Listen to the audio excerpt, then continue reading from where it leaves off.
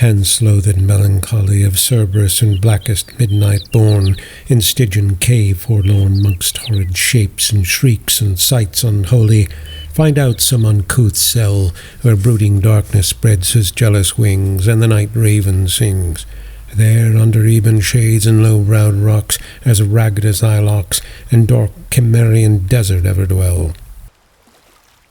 But come, thou goddess fair and free, in heaven yclept Euphrosyne, and by men heart-easing mirth, whom lovely Venus at a birth, with two sister graces more, to ivy-crowned Bacchus bore, or whether, as some sager sings, the frolic wind that breathes the spring, Zephyr with Aurora playing, as he met her once a-Maying, there on beds of violets blue, and fresh-blown roses washed in dew, filled her with thee, a daughter fair, so buxom, blithe, and debonair. Haste thee, nymph, and bring with thee jest and youthful jollity, quips and cranks and wanton wiles, nods and becks and wreathed smiles, such as hang on Hebe's cheek, and love to live in dimples sleek, sport that wrinkled care derides, and laughter holding both his sides. Come and trip it as ye go, on the light fantastic toe, and in thy right hand lead with thee the mountain nymph sweet Liberty, and if I give thee honour due, mirth admit me of thy crew, to live with her and live with thee, an unreproved pleasures free,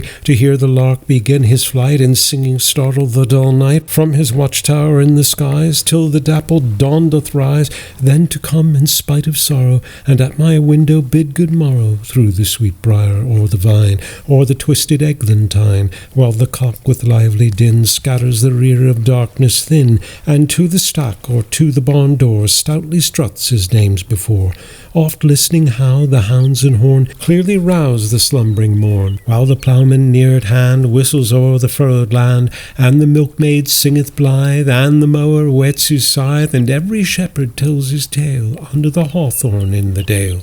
Straight mine eye hath caught new pleasures, while the landscape round it measures, russet lawns and fallows grey, where the nibbling flocks do stray, mountains on whose barren breast the labouring clouds do often rest, meadows trim with daisies pied, shallow brooks and rivers wide, towers and battlements it sees, bosomed high in tufted trees, where perhaps some beauty lies, the cynosure of neighbouring eyes. Hard by a cottage chimney smokes, from betwixt two aged oaks, where Cordon and Thyrsis met, are at their savoury dinner set of herbs and other country messes, which the neat-handed Phyllis dresses. And then in haste her bower she leaves, with Thestylus to bind the sheaves, or if the earlier season lead, to the tanned haycock in the mead. Sometimes with secure delight the upland hamlets will invite, when the merry bells ring round, and the jocund rebeck sound, to many a youth and many a maid, dancing in the checkered shade, and young and old come forth to play on a sunshine holiday,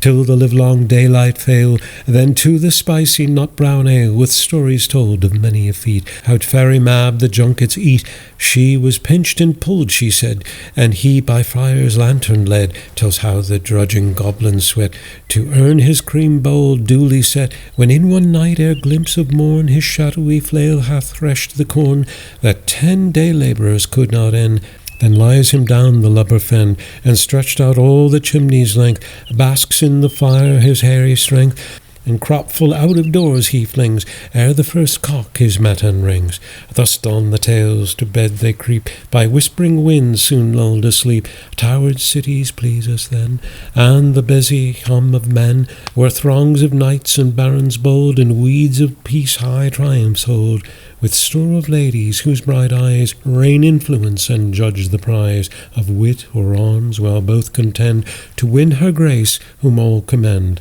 There let Hymen oft appear in saffron robe with taper clear, and pomp and feast and revelry, with masque and antique pageantry. Such sights as youthful poets dream on summer eves by daunted stream. Then to the well-trod stage anon, if Johnson's learned salk beyond, or sweet as Shakespeare fancies child, warble his native wood notes wild, and ever gainst eating cares, lap me in soft Lydian airs. married to immortal verse, such as the meeting soul may pierce, in notes with many a winding bout of linked sweetness long drawn out, with wanton heed and giddy cunning, the melting voice through mazes running, untwisting all the chains that tie the hidden soul of harmony, that Orpheus' self may heave his head from golden slumber on a bed of heaped Elysian flowers, and hear such strains as would have won the ear of Pluto to have quite set free as half regained Eurydice.